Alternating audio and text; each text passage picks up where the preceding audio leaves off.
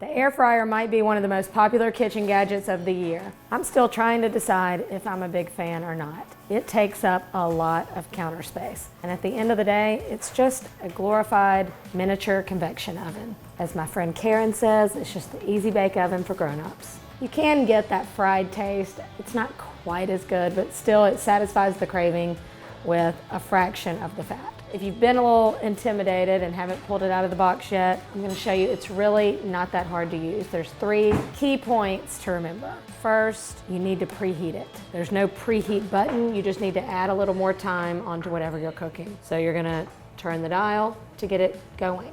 It needs to heat up. You know, just think about, you wouldn't put food into a cold oven. You want it to preheat. So same goes here. Rule number 2, or tip number 2, is you have to cook in small batches. You can't crowd this thing with a bunch of French fries if you want, you know, to entertain a bunch of people. It's not gonna work like that, because then all that will happen is that it will steam. So you still have to put a small amount in here at a time.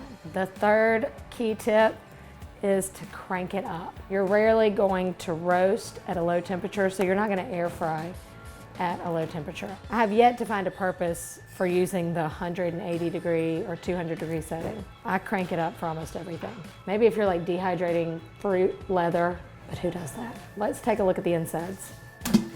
The ones I have worked with, you can take out the basket. This is where you'll put your food in. As you can see, it's not that big, maybe a couple quarts or so. And then this is a non-stick inside, which I have found that they are pretty easy to clean. So you can take it out to dump or to fill it up, and then just set it back in. It locks, and don't be afraid to check on it, to flip in the middle of the process, because it's not like the Instant Pot. It's not gonna explode or do anything. It's just like, same thing, if you were in your oven and you wanted to flip something, you would just open the oven, flip it, and put it back in. It's the same concept.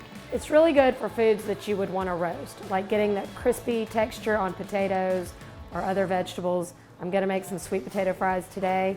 I hear it makes great bacon. I have not tried that. If you have tried it, give it a thumbs up or a thumbs down in the comments below. It also works well for foods that are breaded. So maybe like chicken nuggets, fried shrimp, things that you would just dip in a classic breading. It does satisfy the fried craving.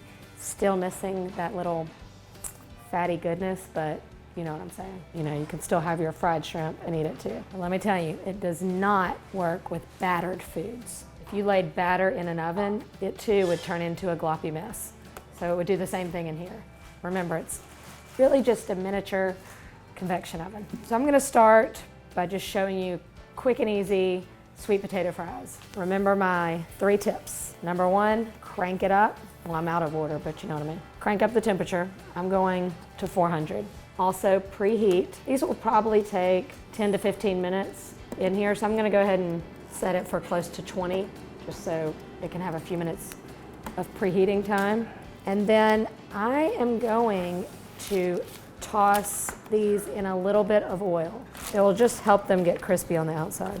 If you don't want to do that, don't. You could also spray them with a little cooking spray if you like chemicals. There are a lot of cases where you want to spray the basket that's inside of here because the breading could stick to it. I just do it for extra security. Pan spray does leave a coating on there, so you need to clean it really quickly after you use it. And we'll wait just a few minutes while it preheats.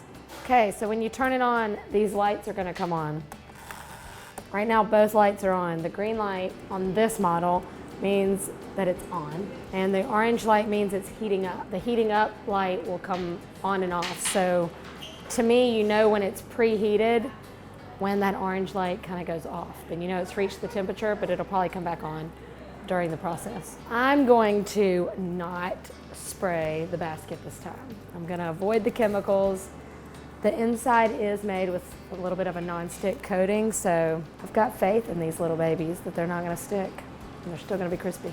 Lights coming on and off, but it was just off, so I think it's ready. I'm just gonna put the potatoes straight in. You don't want them to be too close together, but you gotta at least cook a serving. We'll check them in about 5 minutes just to see how our progress is doing. All right, it's been about 5 minutes or so. Remember, don't be scared. You can open the middle of the process. They're looking pretty good. They're not sticking. I just need to flip them. See, they're a little too close together, so you really cannot cook a lot at one time. That is my biggest complaint about the air fryer. Going back in for another at least 5 more minutes or so. We will have sweet potato fries in less time, but when you can only make a single serving, to me this isn't ideal for, you know, making it for a big family because you have to do this 4 times. That's my gripe. I'm just gonna let it go like 2 more minutes. All right, here we go. Ding. Oh yeah, looking good. See that brown crispiness. I mean, they are sweet potato fries, so they're still gonna be, you know, sweet potato fries never get really crispy. I'm gonna tell you if they taste delicious. Probably should have waited like a second before they burn my mouth. They're good and crispy on the outside, still soft on the inside. Definitely would satisfy my craving next to a big juicy burger. But anyway, you get the idea how to use it.